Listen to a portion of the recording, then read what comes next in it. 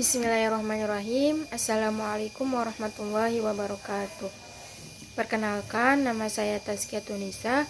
Di sini saya akan membacakan ayat-ayat Al-Quran dan terjemahnya. Yang pertama yaitu Quran Surat An-Nahl ayat 125. A'udzu billahi minasyaitonir rajim. Bismillahirrahmanirrahim. Ud'u ila sabili rabbika bil hikmati wal mau'izatil hasanati wajadilhum billati hiya ahsan.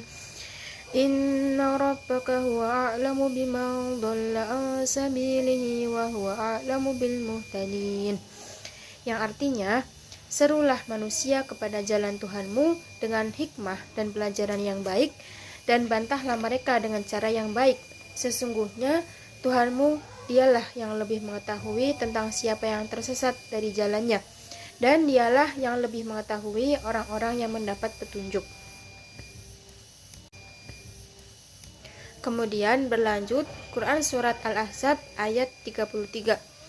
Bismillahirrahmanirrahim. Wa qarna fi buyutikunna wa la tabarrajna tabarrujal jahiliyatil ula wa aqimna as-salata wa atina az-zakata wa ati'na Allaha wa rasulahu. Innama yuridu Allahu liyudhiba ankumur rijsa ahlal bait wa yutahhirukum tathira. Yang artinya, dan hendaklah kamu tetap di rumahmu dan janganlah kamu berhias dan bertingkah laku seperti orang-orang jahiliyah yang dahulu. Dan dirikanlah sholat, tunaikanlah zakat, dan taatilah Allah dan Rasulnya. Sesungguhnya Allah bermaksud hendak menghilangkan dosa dari kamu, hai ahlul bait, dan membersihkan kamu sebersih-bersihnya. Kemudian berlanjut ke Quran Surat Hud ayat 120. Bismillahirrahmanirrahim. Wa kullan naqussu 'alaika min amba'ir rusuli ma nuthabbitu bi fu'adak wa ja'aka fi hadhil haqq wa mau'izatan wa dzikra lil mu'minin. Yang artinya, dan semua kisah dari rasul-rasul kami ceritakan kepada kamu, ialah kisah-kisah yang dengannya kami teguhkan hatimu. Dan dalam surat ini telah datang kepadamu kebenaran serta pengajaran dan peringatan bagi orang-orang yang beriman. Yang terakhir Quran Surat Al-Ma'idah ayat 57. Bismillahirrahmanirrahim. Ya ayyuhalladzina amanu la tattakhidul ladzina ittakhadhu dinakum huzwan wa la'iban minal ladzina utul kitaba min qablikum wal kuffaru awliya wattaqullaha in kuntum mu'minin. Shadaqallahul azim. Yang artinya, hai orang-orang yang beriman, janganlah kamu mengambil jadi pemimpinmu orang-orang yang membuat agamamu jadi buah ejekan dan permainan, yaitu di antara orang-orang yang telah diberi kitab sebelummu dan orang-orang yang kafir atau orang-orang musyrik. Dan bertakwalah kepada Allah jika kamu betul-betul orang-orang yang beriman.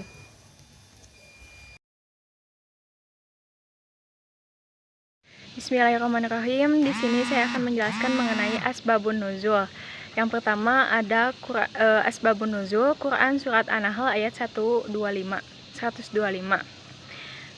Terdapat perbedaan pendapat terhadap turunnya Quran Surat An-Nahl ayat 125 ini.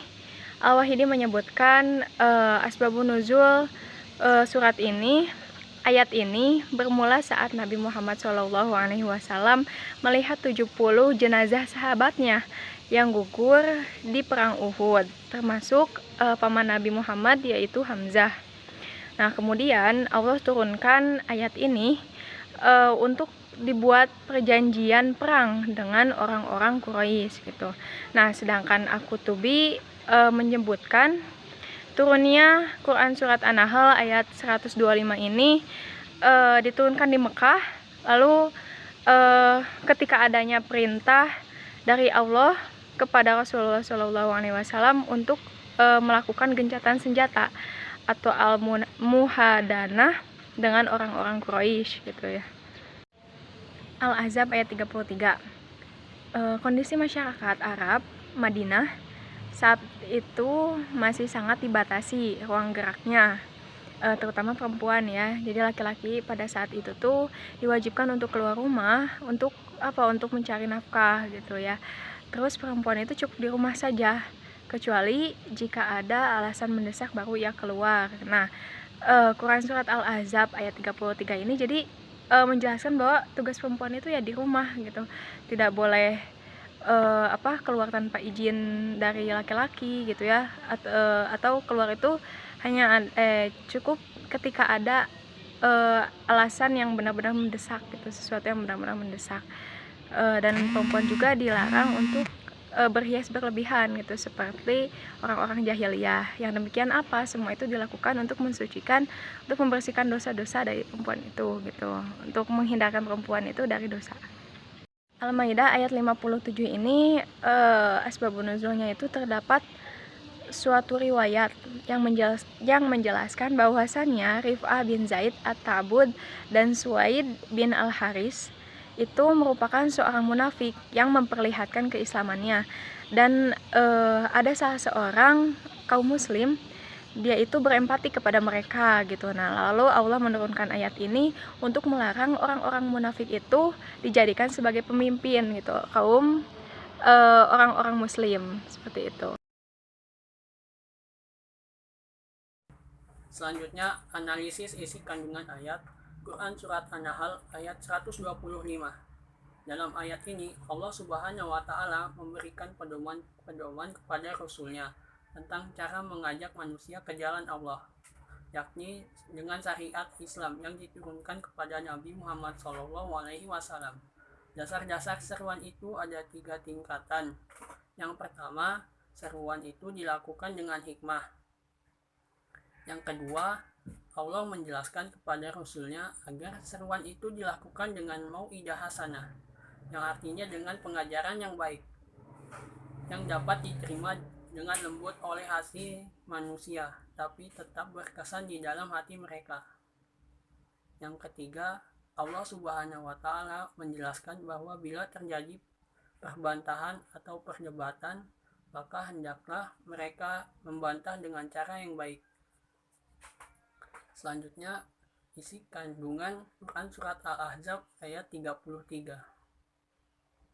Dalam ayat ini, Allah Subhanahu wa Ta'ala memerintahkan supaya para istri Nabi tetap tinggal di rumah mereka masing-masing dan tidak keluar kecuali ada keperluan. Perintah ini berlaku bagi istri-istri Nabi Muhammad SAW. Mereka dilarang memamerkan perhiasannya dan bertingkah laku seperti orang jahiliyah masa itu. Setelah mendapatkan larangan, mereka diperintahkan untuk mengerjakan kebaikan, seperti mendirikan sholat dan menunaikan zakat. Selanjutnya, isi kandungan Quran Surat Hud ayat 120. Dalam ayat ini menerangkan bahwa kisah para rasul terdahulu bersama umatnya, seperti peristiwa perdebatan dan permusuhan di antara mereka, keluhan para nabi karena kaumnya mendustakan serta menyakiti dan sebagainya. Semua itu berguna untuk meneguhkan hati Rasulullah agar tidak tergoyahkan oleh apapun untuk mengemban tugas kerasulannya. Selain itu, kisah-kisah tersebut juga menanamkan keyakinan yang mantap dan mendalam tentang apa yang diserukan para rasul, seperti akidah Allah dan Esa, bertobat dan beribadah kepadanya dengan ikhlas, meninggalkan kejahatan baik yang nyata maupun yang tidak nyata. Selanjutnya, isi kandungan Quran Surat Al-Maidah ayat 57. Dari ayat ini dan beberapa ayat berikutnya dapat pula diketahui sebab-sebab timbulnya larangan, menjadikan orang-orang kafir itu sebagai pelindung dan penolong. Menurut riwayat Ibnu Ishaq dan Jamaah dari Ibnu Abbas, diceritakan bahwa Rif'ah bin Zaid bin At-Tabud dan Suaid ibnu Haris, keduanya adalah orang-orang munafik yang menyatakan dirinya beragama Islam, sehingga banyak orang-orang Islam yang berteman akrab dengan mereka. maka turunlah ayat ini. Ayat ini melarang orang beriman untuk menjadikan orang kafir yang suka mengejek dan mempermainkan agama Islam untuk menjadi teman setia, pelindung dan penolong. Baik orang-orang kafir asli penyembah api, berhala dan sebagainya, maupun yang tidak asli seperti ahli kitab, yaitu orang-orang Yahudi dan Nasrani. Sebagai ahli tafsir menerangkan antara lain sebagai berikut. Islam membedakan antara ahli kitab dengan orang-orang kafir musyrik Arab, yaitu memperbolehkan makan hewan sembelihan ahli kitab dan mengawini wanita-wanita mereka dengan syarat-syarat tertentu, seperti tersebut dalam surat Al-Ma'idah ayat 5. Dan dilarang berdebat dengan mereka yang zalim, sebagaimana diterangkan dalam Quran surat Al-Ankabut. Dalam ayat ini, istilah ahli kitab itu adalah sebutan bagi orang-orang yang beragama Yahudi dan Nasrani. Sekalipun Taurat dan Injil yang menjadi kitab suci mereka telah dicampuri oleh perkataan manusia, dan mereka tidak beriman kepada Al-Quran. Adapun sebutan musyrik atau musyrikin itu adalah orang-orang kafir asli, karena mereka tidak semula menyekutukan Allah, sedangkan orang ahli kitab unsur memperserikatkan Allah dan yang terdapat pada pokok akidah mereka itu datang kemudian, bukan dari ajaran yang asli.